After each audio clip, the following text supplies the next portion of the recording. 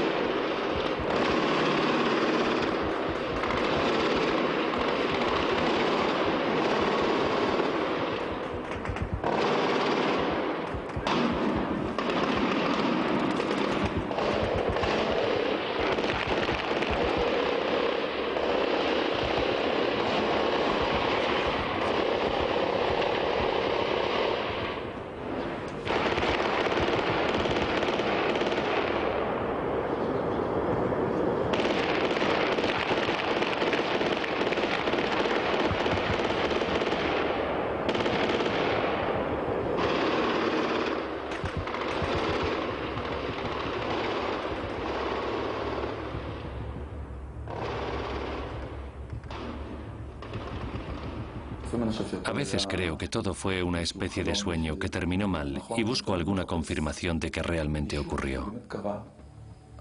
No estoy seguro de que sucediera de verdad.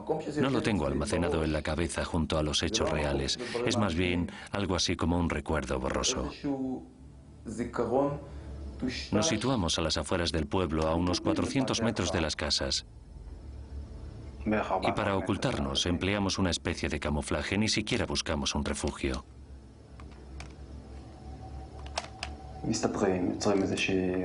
Preparamos los rifles y esperamos a que amaneciera.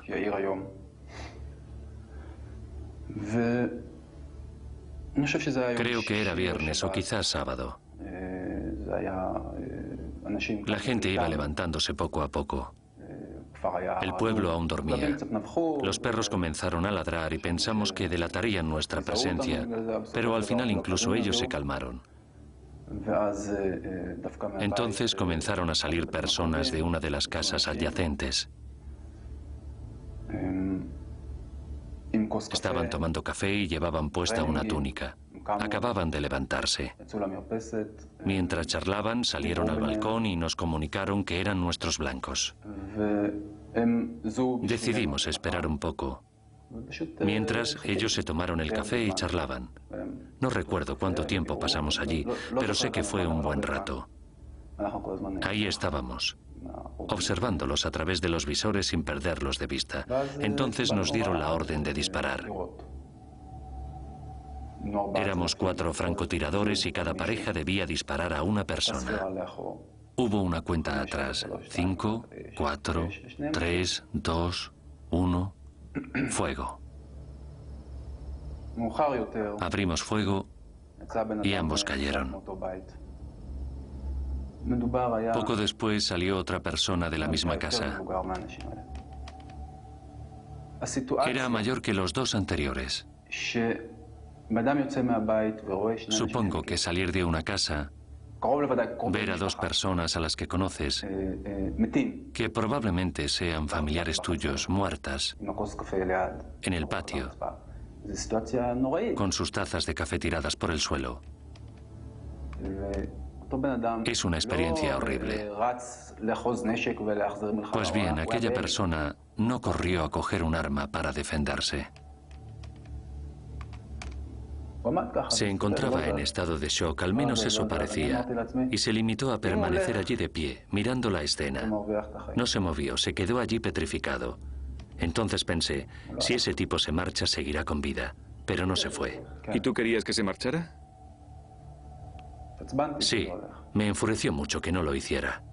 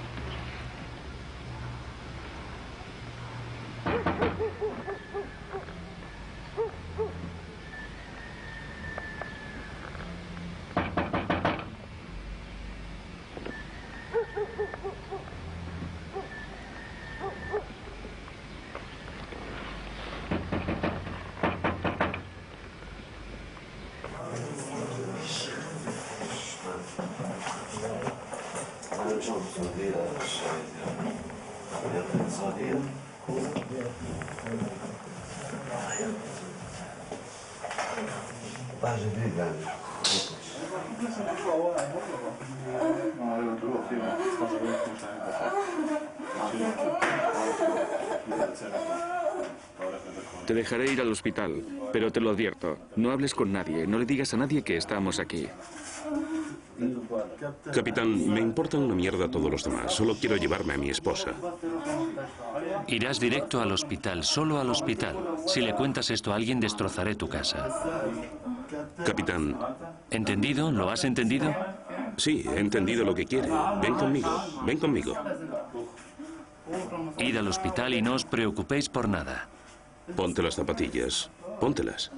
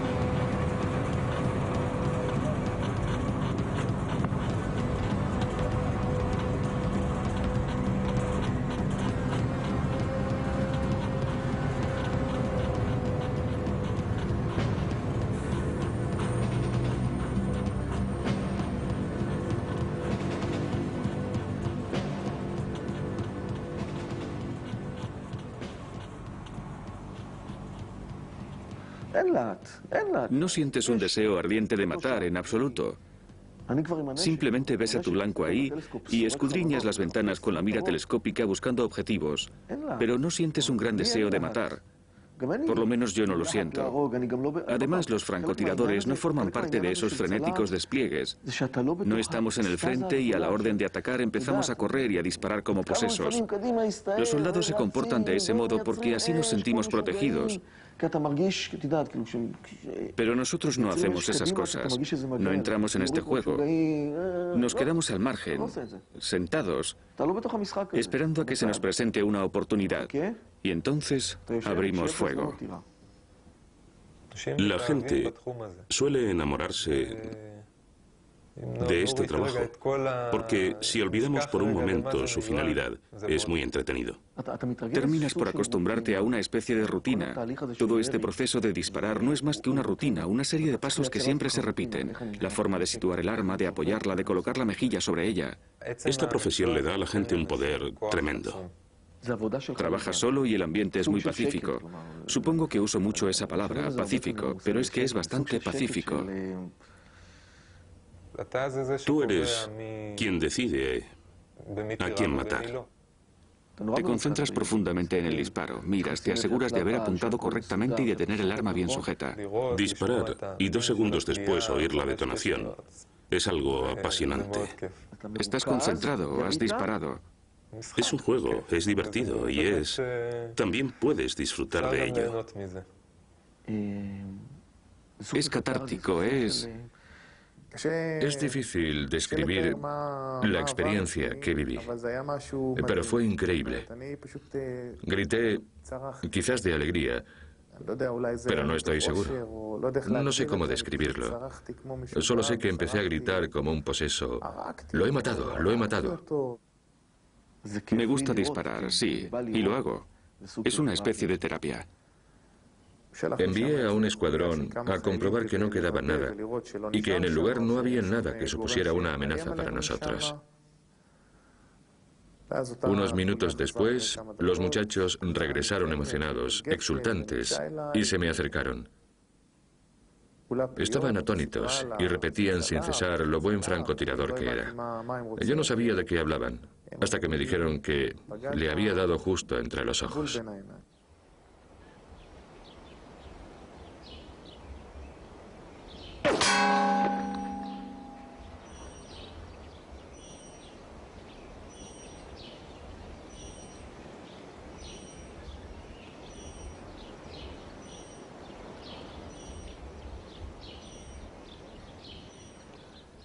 Al principio, en cierto modo te sientes eufórico. Es algo de lo que disfrutas y te hace sentir orgulloso. Eres joven y aún no comprendes lo que has hecho ni lo que ha ocurrido allí. No piensas en el asesinato. No lo entiendes. y no sabes lo que es. Te ofreces voluntario para satisfacer tu ego masculino, porque en parte te sientes hombre, sientes que eres alguien, que eres uno de ellos. Pero cuando reflexionas sobre todo esto durante un largo periodo de tiempo, o cuando pasan un par de años y lo meditas bien, te sientes asqueado. Eso se debe a que al alcanzar la madurez, eres más consciente del valor de la vida, y aún más cuando tienes hijos. Empiezas a pensarlo en ocasiones. Piensas que has matado a una persona, a un joven que quizás tuviera 20 y tantos años, los mismos que tú entonces, y que seguramente en aquel momento no tenía mujer ni hijos. Pero mientras que tú seguiste un camino diferente en la vida y creaste una familia, ese tipo, que probablemente hubiera hecho lo mismo, ya no lo hará. Los vi a todos. Los tengo a todos en la cabeza y... Por supuesto que te hace pensar. De hecho, en cierto modo te molesta. Es muy desagradable. Es complicado. ¿Qué puedo decir? No es algo que... Pero no es que pienses que hiciste algo malo. Es más, yo estoy convencido de que hice lo correcto, lo que debía. Yo no creo que... Es legítimo. Está todo bien. Solo hablo de mí mismo. En cierto punto renuncié a mi derecho a ir al cielo y a partir de entonces comencé a pensar, bueno, ya que no iré al cielo, ¿qué va a pasar ahora? Después de matar a una persona por primera vez pensé, ¿qué sucederá ahora? ¿Qué has hecho? ¿Qué va a pasar ahora? ¿Ha cambiado algo? Pero no cambió nada y no pasó nada. El viento siguió soplando. Las abejas... Reinaba el silencio. Había ruidos, por supuesto, pero no pasó nada. Ni a mí, ni a nadie, excepto al muchacho que recibió aquella bala. Entonces me di cuenta de la mala suerte que tuvo aquel joven y de que yo había sido su ángel de la muerte.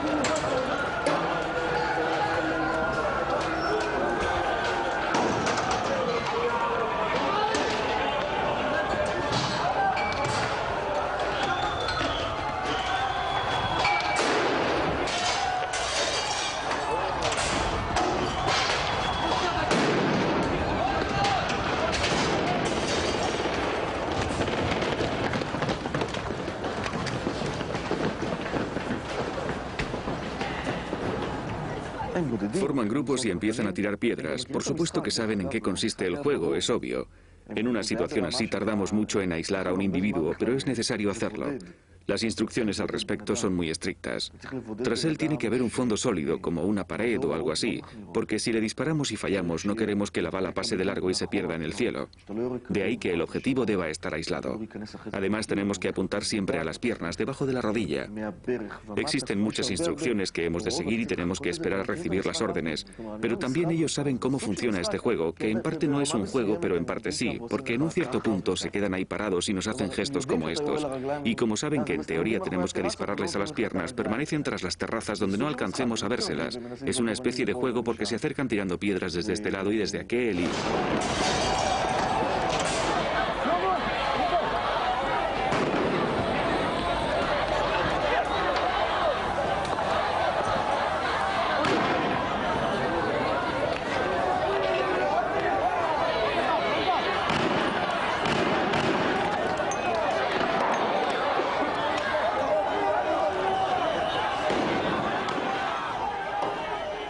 Había un oficial trabajando con un francotirador y yo estaba con el otro. Decidimos cambiarnos. Identifiqué el blanco para el francotirador y le pregunté si lograba distinguir a una persona que llevaba una determinada vestimenta.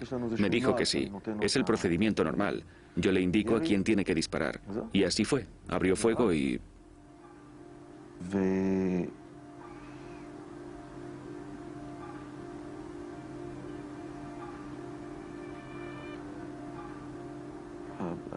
Aquella persona recibió un impacto tremendo.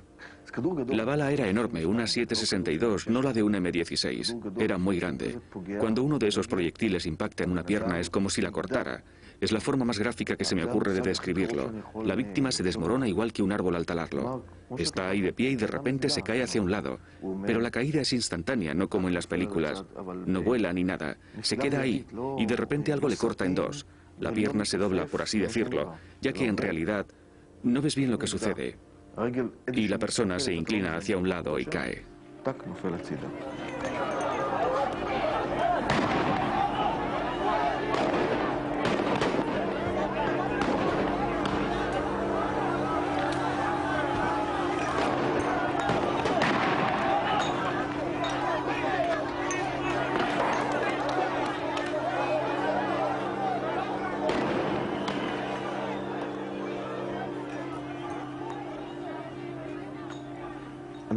Creo que los francotiradores emplean una determinada ética en el ejercicio de su trabajo.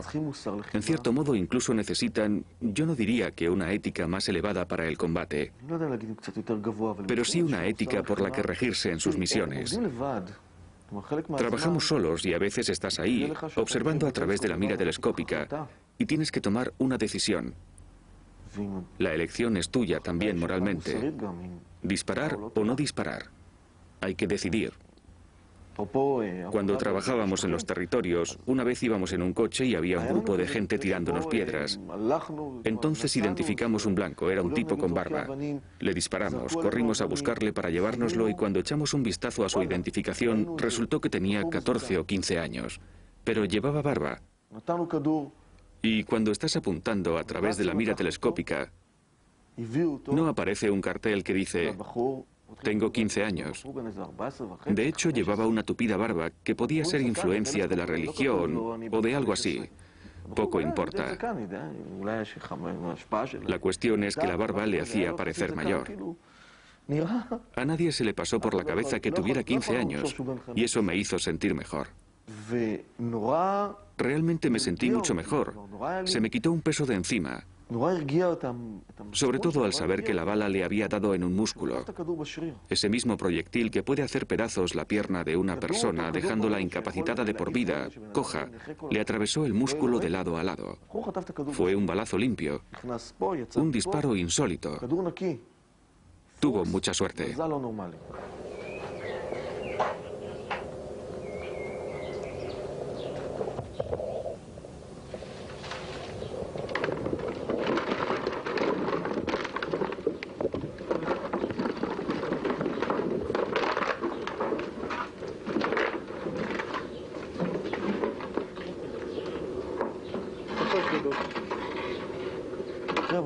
No es divertido, no.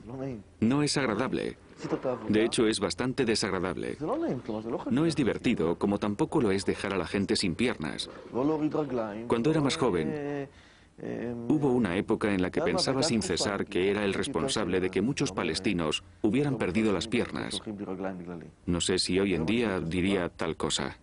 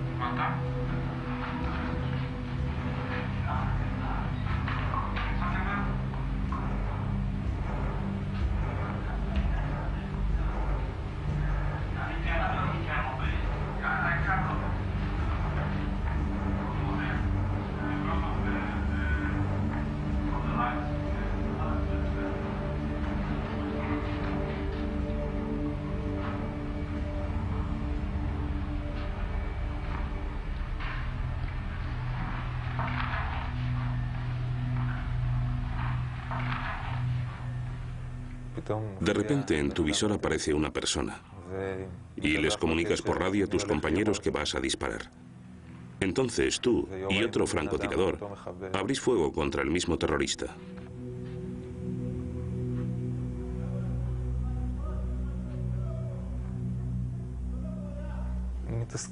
Piensas en los aspectos técnicos. En general, la mayoría los impone la propia situación. Si la persona se encuentra a unos 250 metros, el tambor debería estar en 2,5. El viento tendría que soplar de esta manera y así sucesivamente. También hay que adoptar una postura correcta para que la respiración no interfiera en el disparo, porque en una misión de verdad no respiras igual que en el campo de prácticas de tiro. Nos entrenan para disparar tras hacer un gran esfuerzo, pero dicho esfuerzo ni siquiera se aproxima al que realizas en ese segundo. En ese segundo el esfuerzo, tanto físico como mental, es tremendo. Recuerdo haber pasado 2 días enteros durmiendo al regresar a casa después de una de esas misiones.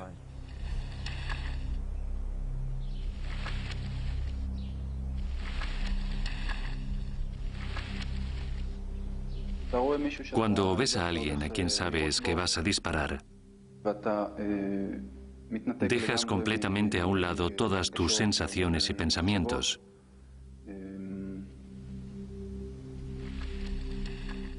Y simplemente esperas a recibir la orden.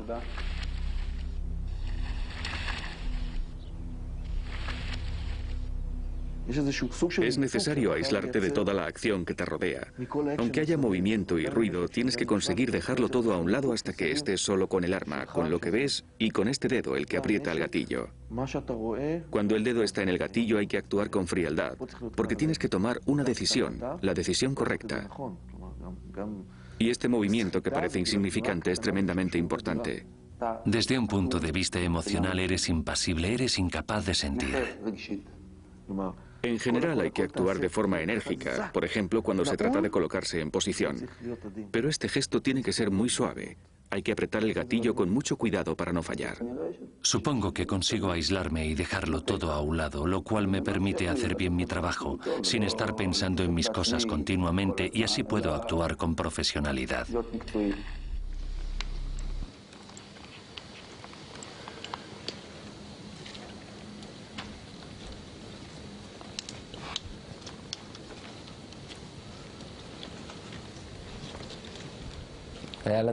Nos esperaba una caminata de 2 horas.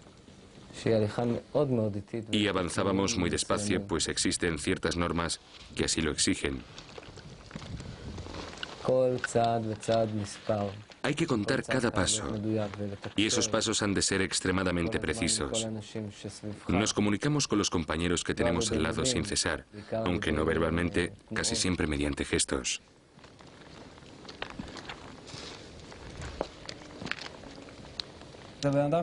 Cuando pasas más de un año memorizando mentalmente el carácter de un individuo, llegas a saber quién es, a conocerle. En cierto modo yo le conocía. Conocía a su familia, sabía a qué se dedicaba y le perseguimos por todas partes.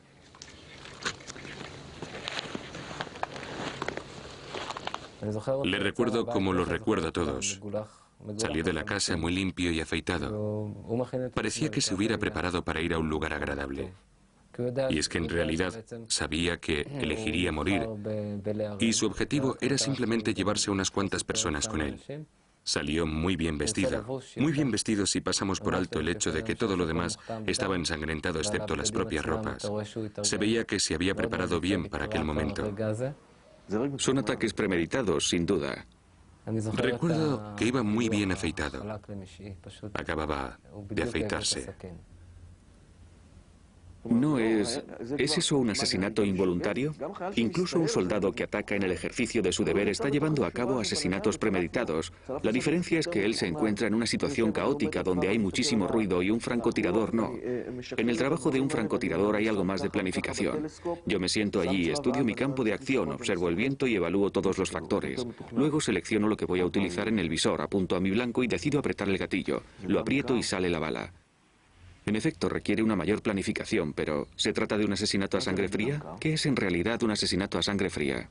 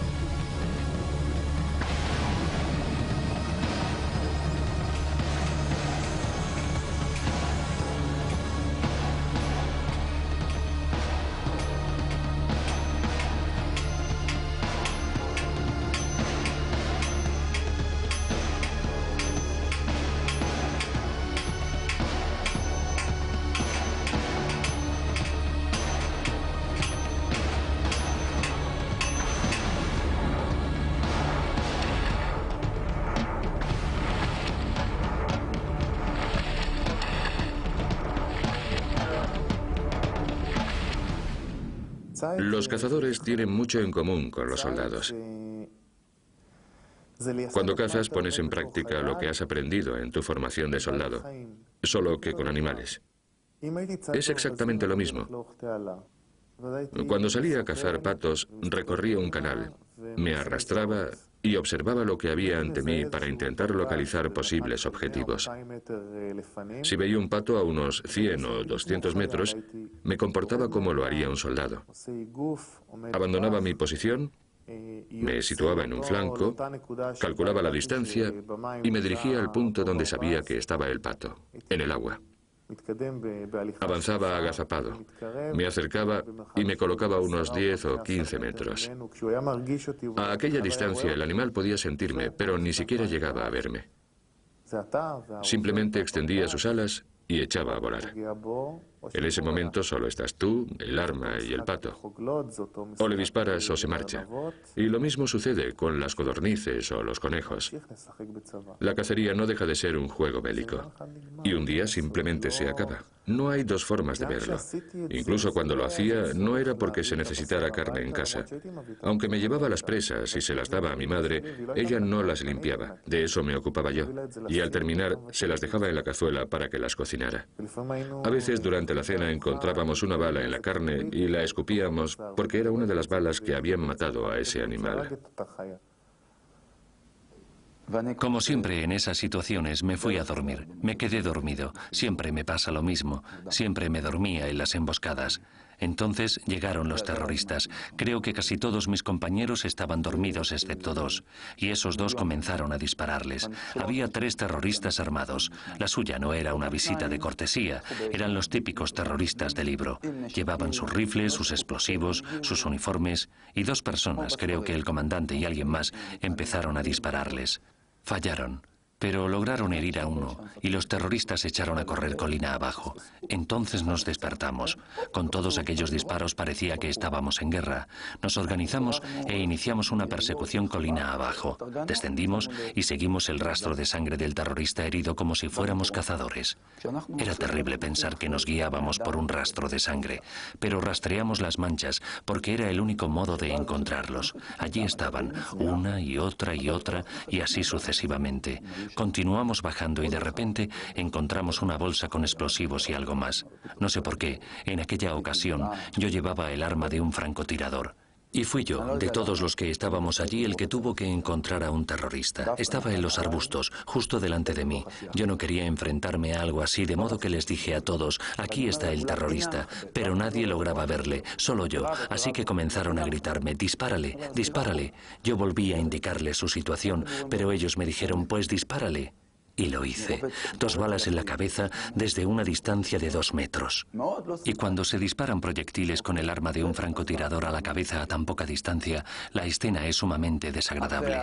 Ese es el horror de la guerra del Líbano para mí. El olor, las imágenes, es impactante. Es terrible disparar a alguien a una distancia de 2 metros. Es horrible, espantoso. En el aire flota un olor inconfundible, un olor que me perseguirá toda la vida. Ese olor me atormenta y es el olor de aquel terrorista al que disparé en la cabeza cuando se encontraba a 2 metros de mí.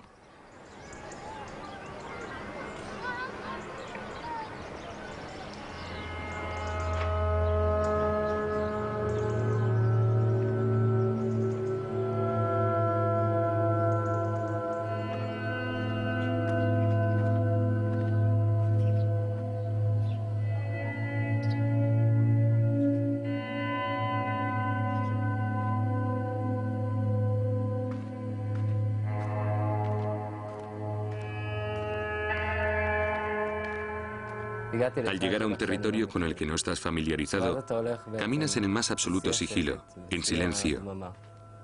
Puedes escuchar hasta un perro que se encuentra a 1,5 kilómetros de distancia.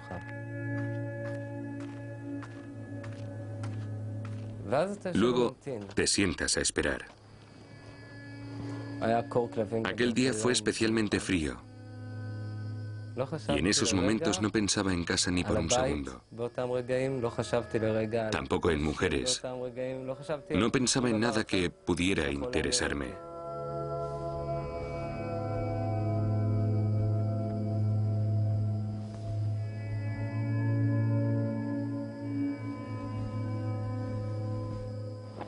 Entonces sucedió aquello tan importante. Serían las 5 de la mañana y yo estaba en un jardín, al borde de la terraza. Entonces giré la cabeza y vi que de la casa que había a mis espaldas salía una niña. La niña más bonita que había visto en los territorios. Estaba seguro de que no era una ilusión de la mañana o fruto del cansancio. Tenía unos ojos enormes, en forma de almendra de color ámbar, y sentí que podía sumergirme en ellos. Su cabello era castaño claro y largo. Era una niña esbelta, pequeña y tímida, pero lo que más recuerdo son sus ojos y su pelo.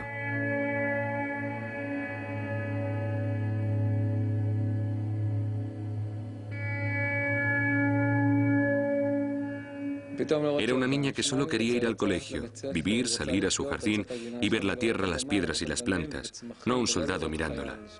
En aquel momento en su memoria, sin duda, quedó marcado uno de los mayores traumas que le acompañaría en su vida futura. Dirá, un día salí de mi casa y había un soldado con un arma enorme.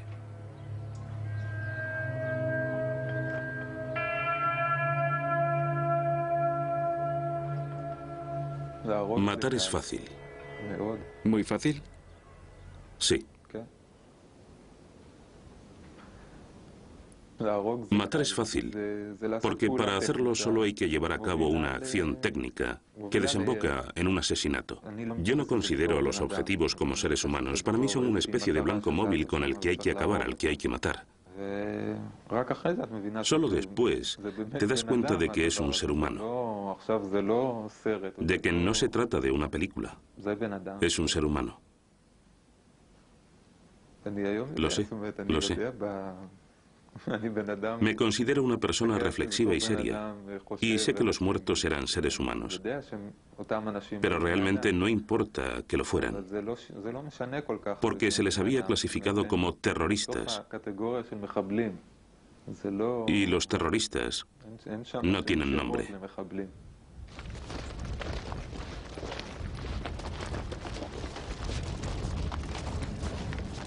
Supongo que la opinión que me gusta tener de mí mismo es la que todo el mundo quiere tener de sí mismo. Me gusta pensar que soy alguien compasivo con los sentimientos de otras personas. Pero cuando haces un trabajo que consiste en arrebatarle la vida a la gente y te conviertes en un juez que decide si alguien vive o muere, no hay lugar para la empatía, ni para la compasión hacia esa persona, hacia su madre, su esposa o quien sea.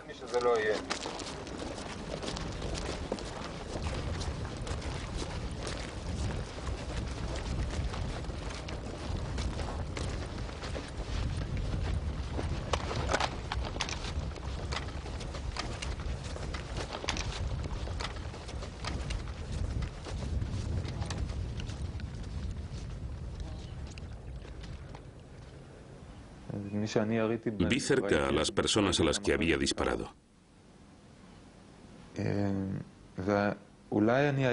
Hoy en día podría decir que fue una experiencia desagradable, pero francamente en aquel entonces pensaba que era muy satisfactoria. Llevé encima las fotos de los terroristas durante un año, y esas fotos aún están en mi álbum. No sé por qué no las saco. Siguen en mi álbum de fotos del ejército. Me senté junto a él, junto a su cabeza, y le miré bien a la cara. Me guste o no, forma parte de mí. Parecía que le habían cosido mal. Tenía un montón de heridas de bala y era como si le hubieran cosido mecánicamente. Y de repente te sorprendes sintiendo lástima por la forma en que ha terminado la vida de esa persona. No importa que le consideren un mártir o lo que sea, o que en el cielo le esperen un montón de vírgenes. Esa no es la cuestión. Simplemente hay que ver el aspecto que tiene su cuerpo en el momento de morir. Es algo con lo que hay que vivir, aunque resulta imposible aceptarlo o entenderlo. Es algo que siempre estará ahí. Me afectó, y mucho. No me siento un asesino. He matado, Pero hay una diferencia. Supongo que es algo similar a lo que le sucede a una persona que se ve implicada en un accidente de coche en el que muere alguien y se siente culpable de esa muerte. Pues eso es lo que me pasa a mí. Pero no me considero un asesino. Hay una diferencia entre matar y asesinar. Está en la propia definición de las palabras. Y yo no creo ser un asesino. No tengo problemas de conciencia, pero sí uno conmigo mismo como ser humano que soy. Me pregunto cuál es ahora mi situación por el hecho de haber matado. ¿Qué significa en lo que a mí respecta? ¿Cómo puedo recriminarle algo a alguien? ¿Quién soy yo? ¿Quién soy yo para criticar a nadie?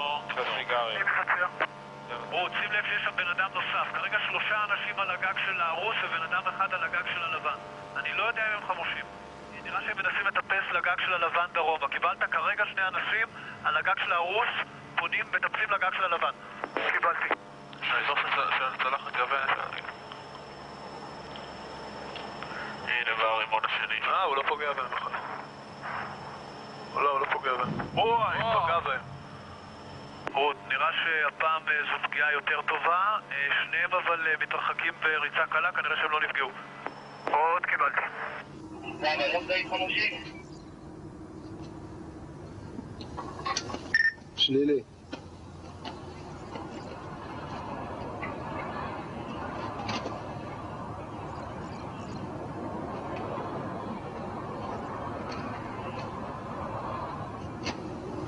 רואה בתחתית הליגה על בן אדם שעומד קבוצה הפרעה?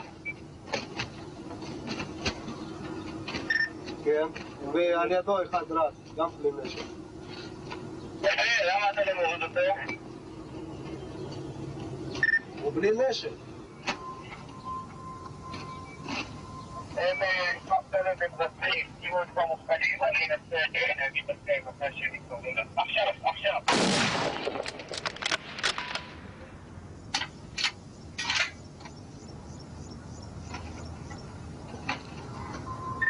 לא רואים עליו.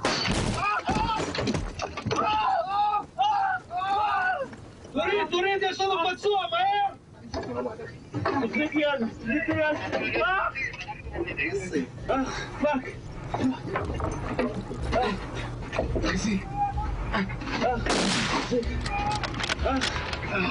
תוריד, יש פצוע, תוריד!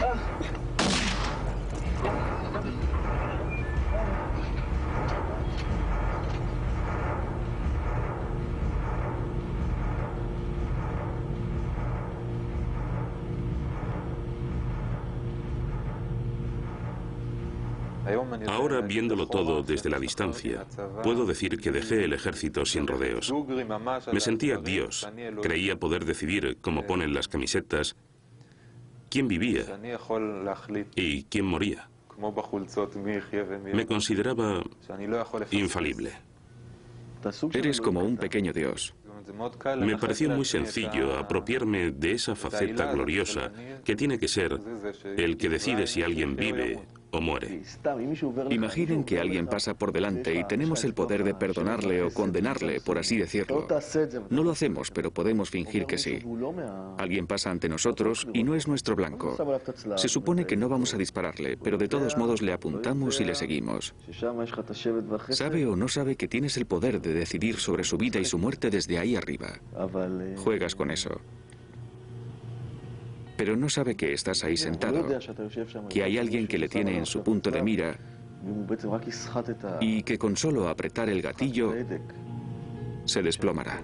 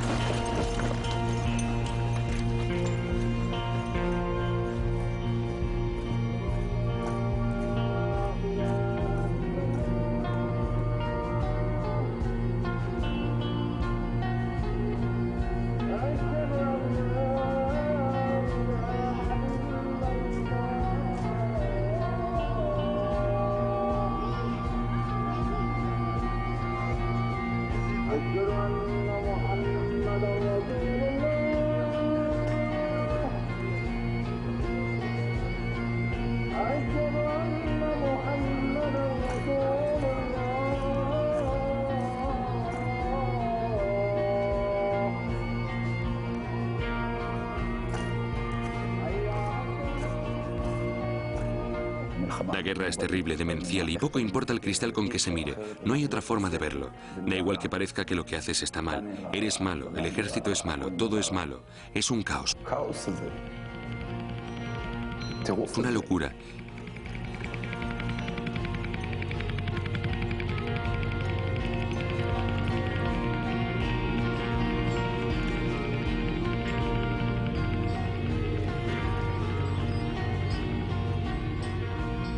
Y el temor a morir no se separa de ti ni por un instante.